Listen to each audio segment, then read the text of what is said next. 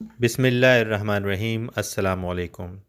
मुमलिकत की तमाम तर मुखलिसाना कोशिशों के बावजूद अवाम की ज़रा सी लापरवाही से हालात दोबारा उसी सिमत गामज़न हैं जहां पहले थे।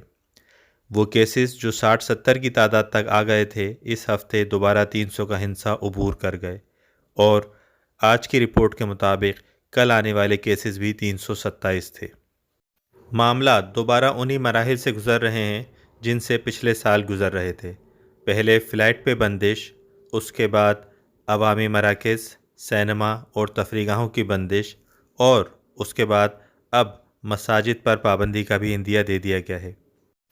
और इसके बाद हम अंदाज़ा लगा सकते हैं कि अगला मरहला क्या होगा। आइए ख़बर की तफसील की तरफ चलते हैं।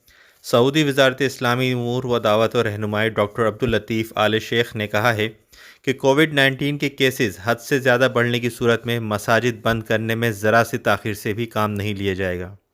अल अखबारिया चैनल से गुफ्तगू करते हुए आज आल शेख ने कहा कि वज़ारत इस्लामी उमूर इस हवाले से तमाम फ़ैसले मुतल्लिक़ा सरकारी इदारों खुसूसन वज़ारत सेहत और वज़ारत दाखिला के ताउन के साथ कर रही है।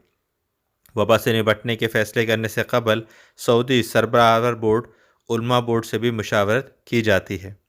इससे कबल आपके इल्म में है कि मसाजिद में तमाम दावती सरगर्मियाँ, इल्मी प्रोग्राम और लेक्चर्स मुअत्तल कर दिए गए थे और उन्होंने ये सारी सरगर्मियाँ ऑनलाइन अंजाम देने की हिदायत जारी करी थी। वज़ीर इस्लामी उमूर अज़ान और तकबीर के दरमियान वक्फ़ा भी कम कर चुके हैं और नमाज के बाद मसाजिद बंद करने की हिदायत भी जारी कर चुके हैं। अल्लाह ताला से दुआ करते हैं कि अल्लाह ताला हमें अपनी हिफ्ज़ व अमान में रखे और हमें उन मराहिल से दोबारा गुज़रने से बचाए जिनसे हम पिछले साल गुज़र चुके हैं। एहतियात कीजिए, मास्क की पाबंदी करें, जो जो हिफाजती इक़दामात बताए जाते हैं उन पे अमल करें। अल्लाह ताला हम सब का हामी व नासिर। अपना बहुत ख्याल रखिएगा।